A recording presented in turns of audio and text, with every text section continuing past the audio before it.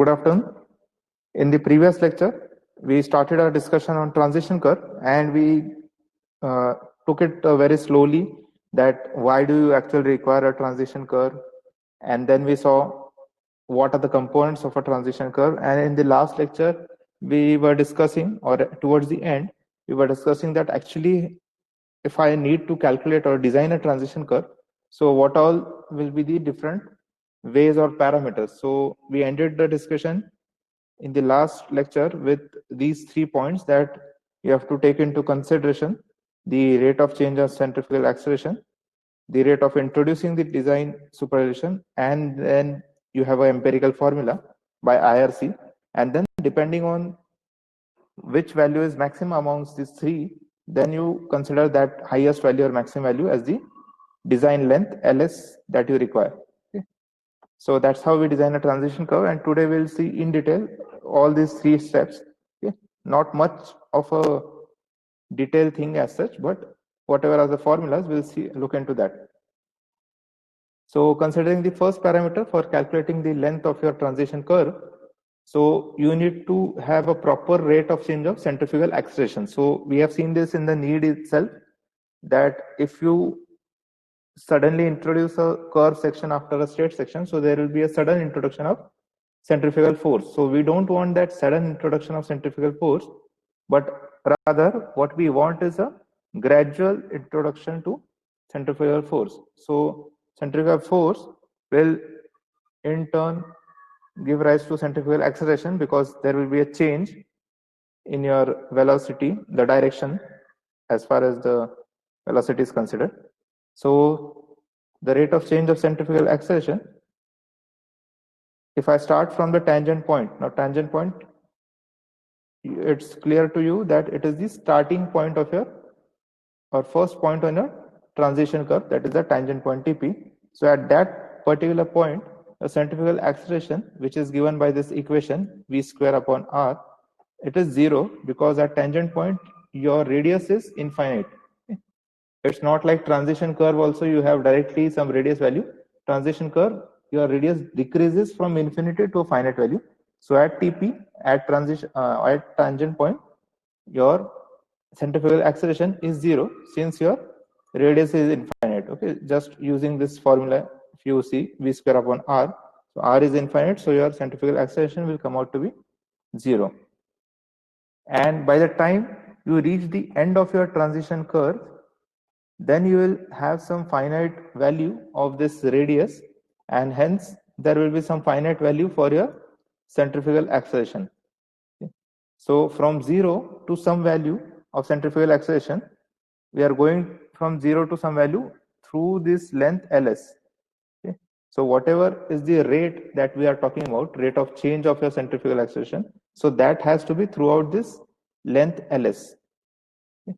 Now if I take that you require time t to traverse that transition curve. Okay, now we are considering only the transition curve. We are not interested for now in the actual horizontal curve or the circular curve. So if I say that my vehicle requires t time or t seconds to travel the transition curve of length ls, and the speed is uniform. Okay, now by the uniform speed I mean this v meter per second. It is uniform as in the magnitude wise, it is uniform. Velocity, you know, it is a vector. So the magnitude of that vector velocity, or magnitude of that velocity or speed, you say in scalar terms. So that magnitude is constant or uniform, but the direction changes because we are traversing a curve. Okay. So that speed, we'll consider it as v meter per second. Then I can write down just by the equation that speed is equal to distance upon time.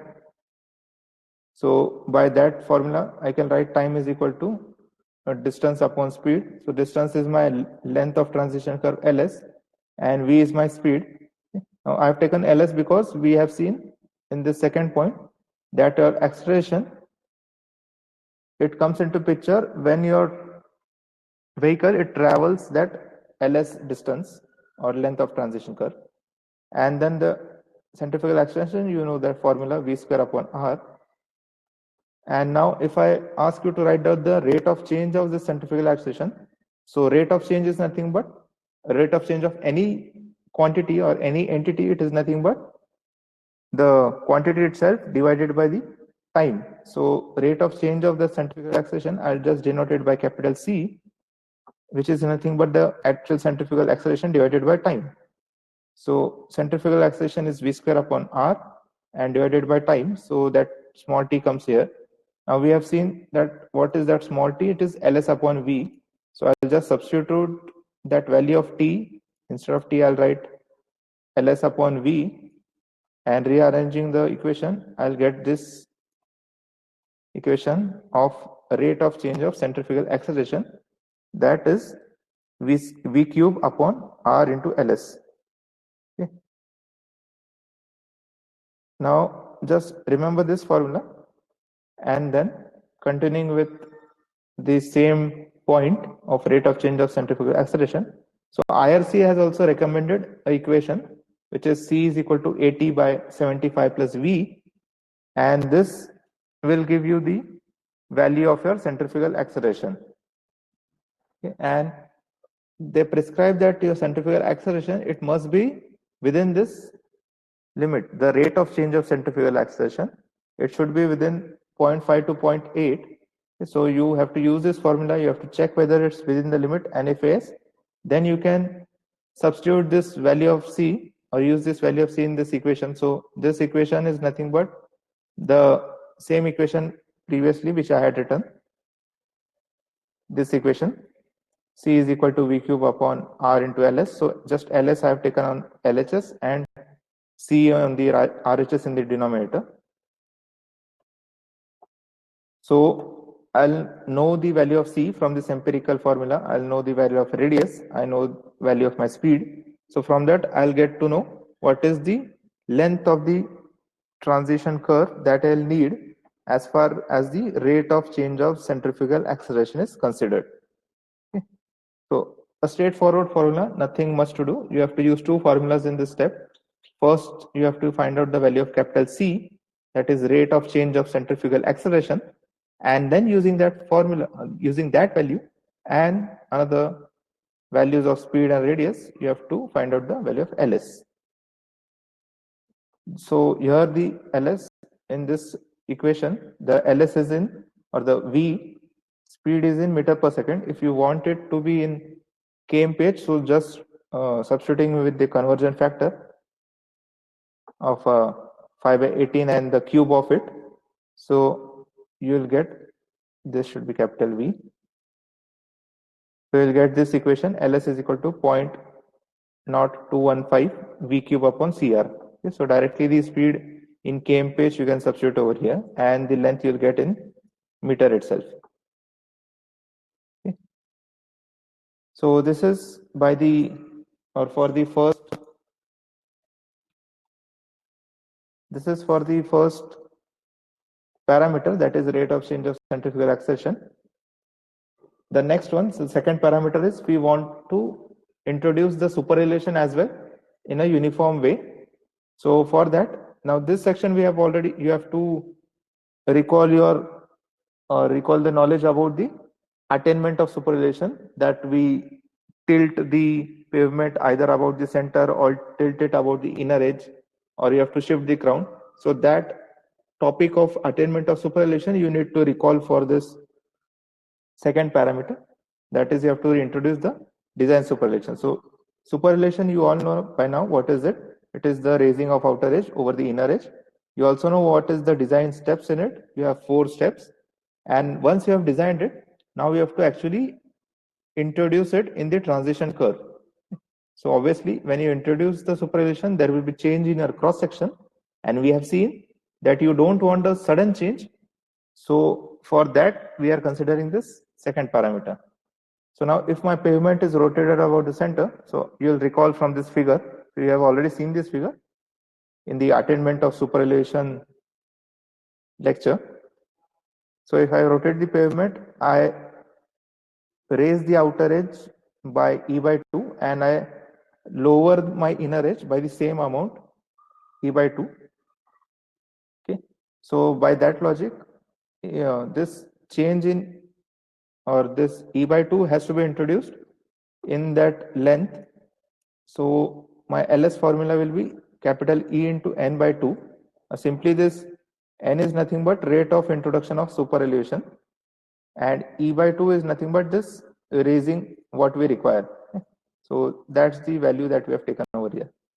And capital E, you know that capital E is equal to small e into B, where small e is the superelevation in percentage, whatever we find out, or in decimals, and then capital B is the width of your pavement. And now here you see the width of the pavement, it is written as W plus WE. Yes, so this again W plus W is nothing but the, or this WE is the widening, extra widening that we need on a horizontal curves. Okay. Now again recall that section in which we had seen extra widening, it is mechanical widening plus psychological widening, and then you need to give that on the field. So again, you can't just widen a particular stretch, short stretch, you have to introduce it gradually. So that's why this W plus WE has come into the formula. And similarly, if I rotate the pavement about inner edge, so again, this is a familiar figure that you have seen. So in this, the complete superelevation capital E, or the raising that you require capital E, it will be provided in at one end or the outer edge itself, and then your formula will be simply length of transition curve is equal to capital E into N, and E is your, again you can write E into width of your pavement, and again your W plus WE has come into picture, and N is the rate of superelevation. Now what I mean by rate of superelevation is, just like you have rate of centrifugal acceleration, rate of superelevation is when I travel, suppose from 0 to 50 I mark, and this is my length of transition curve. Okay, so 50 meter is my length of transition curve. So if I divide it in various sections, so if I say my rate of introduction of superelevation is 1 in 50, so when I go 150 horizontal, I'll raise my outer edge by 1 unit. Okay, so unit you can write down instead 150, it can be meter also, it can be kilometer also. Okay, but for as far the superelevation is concerned, you can consider it meter. So for 150 horizontal, I'll raise my outer edge by 1 meter, but here I have 50 meter of horizontal length. So in 50 meters, I'll raise how much? So that will be 1/3. So 0.03 mm, sorry, meter. Okay. Now when you design your superelevation, you will be knowing that E value, and from that E value, you can find out the capital E value, and this is the capital E value. Okay. So for 50 meters of transition length, you can increase it by this amount if the rate of introduction of superelevation is 1 in 150. So that is what I mean by the rate of introduction of superelevation. Okay, so the same I have written here, that rate of change of superelevation is 1 in N.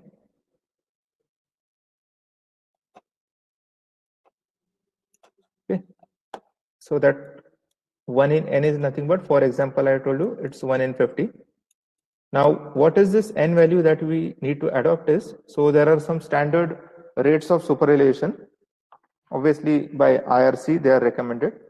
So you can have 1 in 50 as your rate of superelevation in open countries. Okay. Now, this is the lowest one which you can give in open countries. Open countries means you can have a plain terrain or you can have a rolling terrain. So rolling terrain and plain terrain, they come, or they are also called as open country in another terms, or terminology is only the different. So in that case, 1 in 150 is the rate of superelevation that you need to provide. Anything below that, it is not acceptable in plain or rolling terrain. What I mean by that is, again, you see here, 1 in 100, it is recommended for built up areas. Now, what's the difference in 1 in 150 and 1 in 100 is, if you have understood this concept, So for 150 meter horizontal, my outer edge will raise by 1 meter. But obviously we don't raise it by 1 meter. We either raise it by 0.5 meter or whatever is comes from the design itself. Okay. So 0.4 meter, 0.2 meter, whatever is the raising, we raise by that much. So 150 horizontal के लिए 1 vertical, that is some slope you will get. If I draw this in terms of slope, and 1 in 100, I'll again get a slope, but now in that case, my slope will be steep because my horizontal distance has reduced from 150 to 100. So this is horizontal 100 and this is horizontal 150. Okay. And obviously every time you have a exception, and that exception is in the mountainous terrain, in mountainous or steep terrain, which is the hill roads. So there you can have a superellation rate of 1 in 60. So these are the standard rates. Now why I have showed you this, because sometimes from the numerical point of view, if you consider, so sometimes they give the values of n in your numerical, but many of sometimes they don't give. They just give that it's a plain terrain or a rolling terrain or a mountainous area. So there you have to keep in mind these values. Okay. So that's about the rate of superellation. And if I consider the third parameter, that is the empirical formula given by IRC. So I have two formulas, again, depending on what is the type of terrain. So plain terrain or rolling terrain, you have LS is equal to 2.7 V square upon R, that V is in kmph. And second formula is for mountainous or steep terrain. So in that, LS is equal to V square upon R simply. And R is the radius and V is your speed in kmph. Okay. So now we have seen that you have three formulas or three LS values that will emerge out of these three steps. That when you use the centrifugal acceleration, in that you first find out the C value, and then C value you use it in this LS equation and you get the value of LS. Rate of superellation, whatever you decide, 1 in n.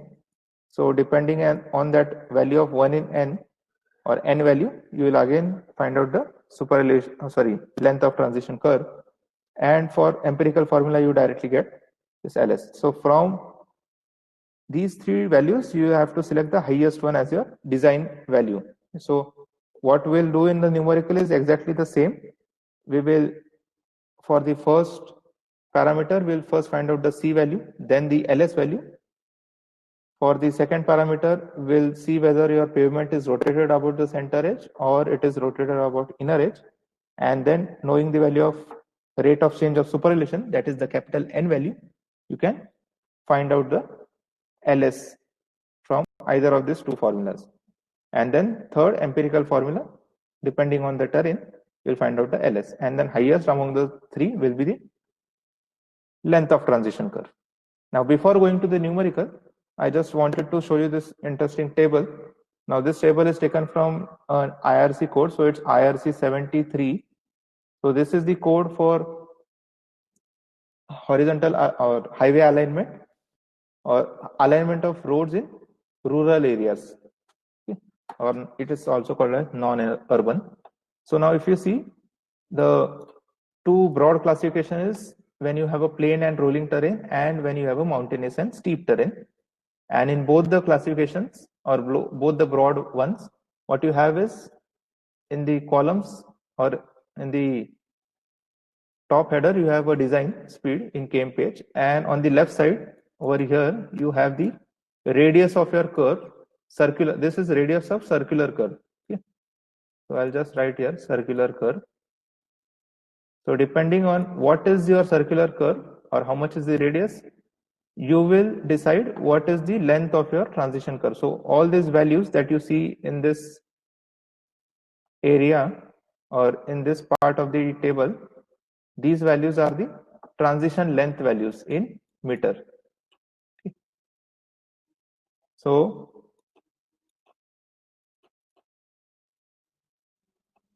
if you look at these values, so we'll concentrate on plane and rolling terrain first. So you see the values have started from somewhere. Suppose for 100 kmph, if you consider this column 100 kmph, so for 100 kmph, the value of transition length has started appearing from this point, that is from 360 meter radius. So what is there before 360 meter is they have written NA. Now NA means it's not applicable. Now not applicable means transition curve is not applicable in this other radiuses. Now if you see, suppose for 45 meter of radius of circular curve and 100 meter is your speed in kmph, 100 kmph is your speed. So here you don't have any value because if you look at the radius value, it's very low. 45 meter means it's very low value and it's a definitely very sharp curve. So for sharp curve, obviously you can't even imagine that your sharp curve is being traversed at 100 kmph. So that's why you don't have a value over here, because ultimately when you design this curve, horizontal curve, at this 45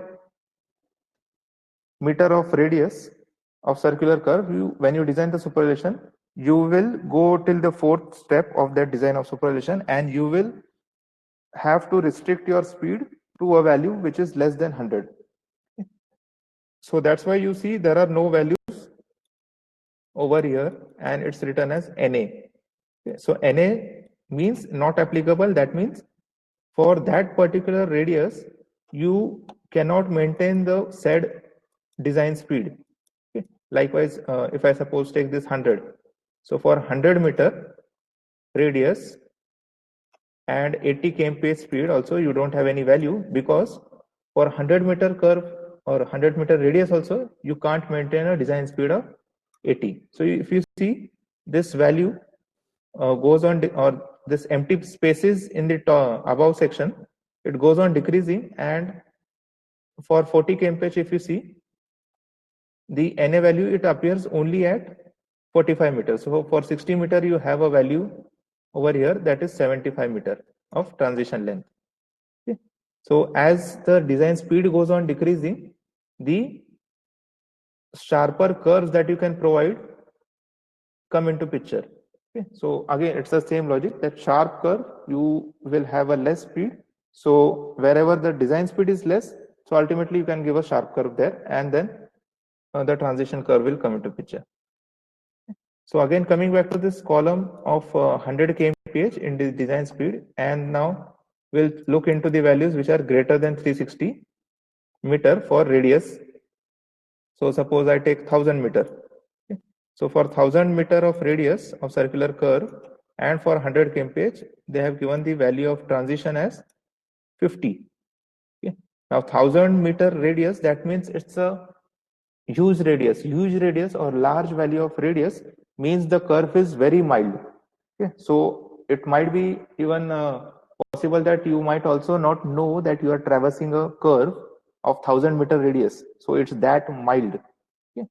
So I hope you get the difference between a sharp curve and a mild curve. Sharp curve, a very less radius, and mild curve, a large value of radius. Okay.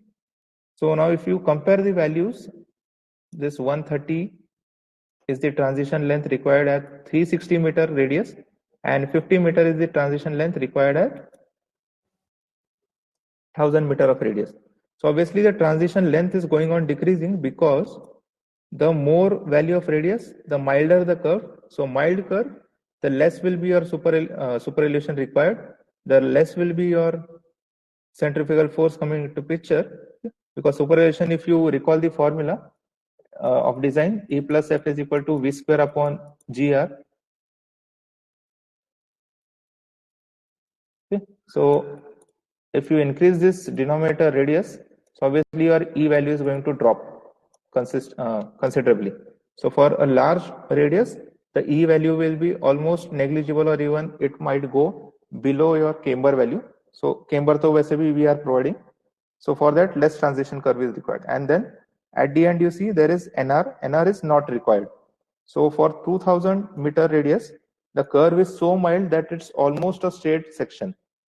Okay, it's almost a straight section, though there is a radius, but if you see it by the naked eyes, it looks like a straight section. So there you don't require a transition curve. So this NR means not required values. Now again, if you see the not required values, they go on moving in the upper direction as your speed decreases. Okay. So for lesser speed, your not required value, it comes at 300-meter curve itself. So greater than that, anyways, you don't require a transition length. So same is the case with mountainous and steep terrain. So you read the table as it is. Now why I showed you this table is because when you actually design or you act or work as a designer in company or in industry, and you are responsible for the geometric design, and you work on that AutoCAD Civil 3D or MX Road or Open Roads. So there you need to have this table in front of you so that you will come to know that, okay, if I am providing so much radius of horizontal curve, then I need not design the transition curve, or my standard value of transition curve can be taken from here. So what we have seen in this previous slide, that these 3 steps that we had seen. So yeah, you can follow these 3 steps, or if you don't want to follow these 3 steps, okay, or if you just want some base values, so you can always refer to this IRC code, and you can refer to this table. So from this table, you'll directly get the values of your transition length. But it's not like you have to take it directly. You have to do the calculation. You have to check whether your highest value, what you have provided, you have to compare it with this table. And then depending on whether the calculated value is greater or this value is greater, you have to provide your length of transition curve. Okay. So the values here of the transition length, they are the minimum ones. So it will be sort of a specification kind of thing that you will compare with the calculated value. Okay. So this is with the theory of your design. Now quickly we'll just see one numerical. So in numerical, it's given that a 2-lane national highway passing through rolling terrain in heavy rainfall area has a horizontal curve of 500-meter radius. And now you have to design the transition curve, and you have to assume suitable data. So in given, if you see, really it's not much of a thing that they have given in numbers. They have just given that radius is 500, but in terms of words, they have given a lot of information. So you have to decipher that information or break down the information from words to numbers. So there comes our assumptions. So since it's a 2-lane national highway, now again, national highway and passing through a rolling terrain, so your design speed is 80 kmph. Again, we have seen that this is taken from a standard table that I had shown you when we were discussing, or when we just started the horizontal alignment. So your V value came from there. Then again, rate of superposition, now I have assumed 150. Now the reason is, if you see the terrain they have given, it's a rolling terrain. And we have seen a few slides before that your rate of superposition, yeah, over here, it's 1 in 150 in open country. And I told you that open country is nothing but plain and rolling terrain. So purposefully I had mentioned these values because I told you you'll need it in the numericals. So I took the 1 in 150 value from here.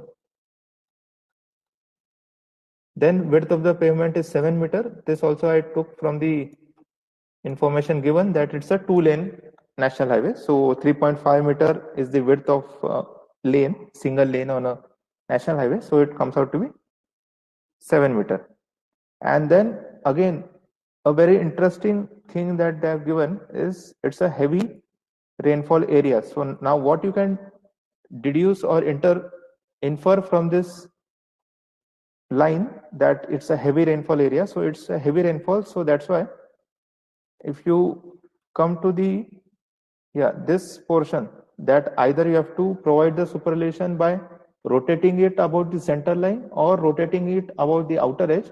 So obviously when we were discussing this topic in detail, that how you provide the superillusion and this attainment of superillusion. So I had told you that what happens in this first scenario where you rotate it about the center line, you are lowering your inner edge as well.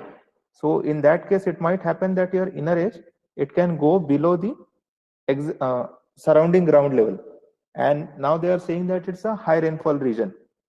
So obviously high rainfall, you can't just rely on the drains, okay? Because if you are providing the inner edge somewhere around the level of your adjoining area, so then the drained off water which is coming or coming from the slope, transfer slope, it will just go to the adjoining area. But in this case, if you lower your inner edge itself, so there will be water accumulation at your inner side of your or inner part of your or one lane of your highway. Okay, so we don't want that. So obviously we will go for the second one, that is we will rotate the pavement about the inner edge so that you get a clear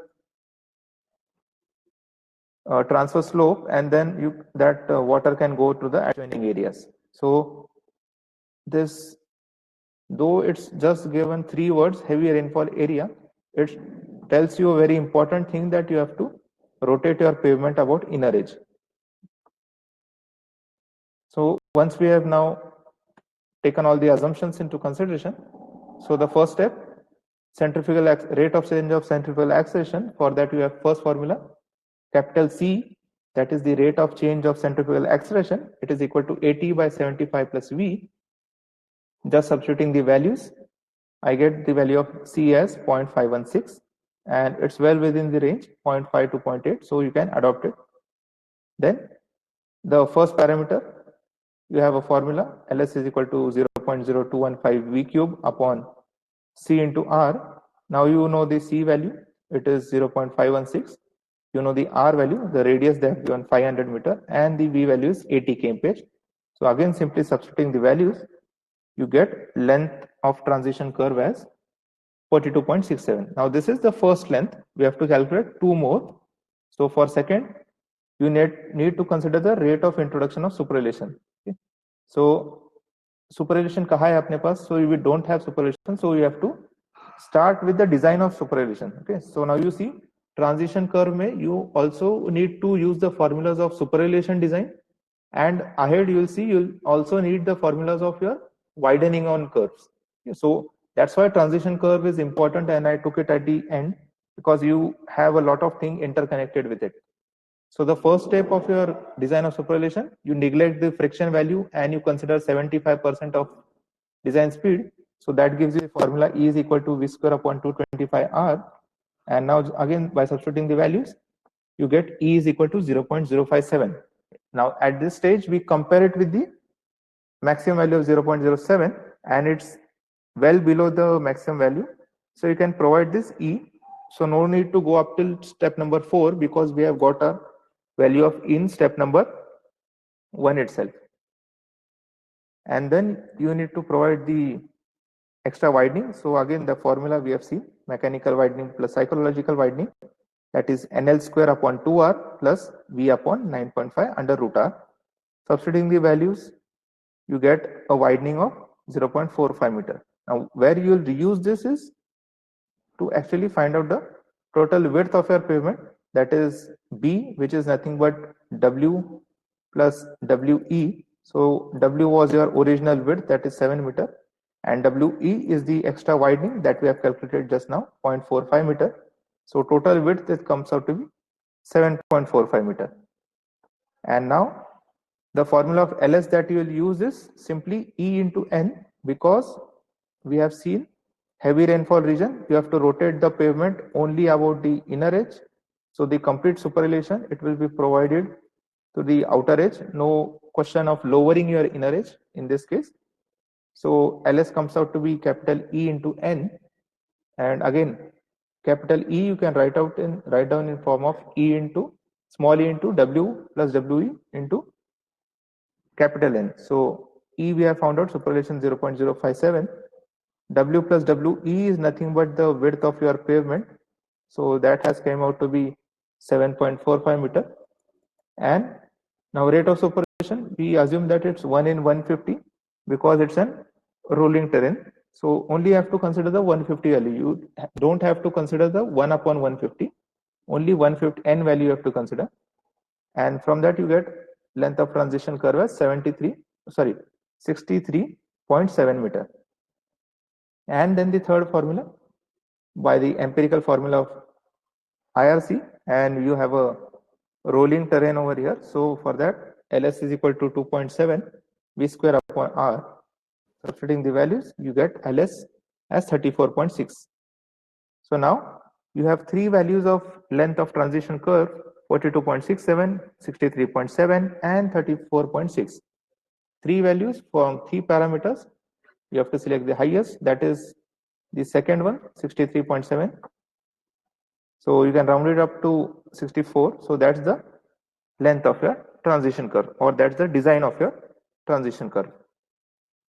So we'll stop here. That's all for today. I hope you have understood the procedure, a simple procedure of transition curve. Only thing which can complicate it is such numerical in which you don't have everything given, you just have such statement, and then you have to assume this suitable data. Okay, so that is the only thing that confuse you, or in which you can assume some wrong values and then your numerical will go wrong. But more than numerical, actually also when you design this in industry, you need to know about the values, standard values, and then accordingly apply it, because now we are referring IRC for our numerical purpose, because we are studying everything related to Indian codes. If you do a job in a company which designs roads or geometric design for roads in US or UK, so there they have different standards. So you need to know their standards as well before starting the geometric design. So that's all for today.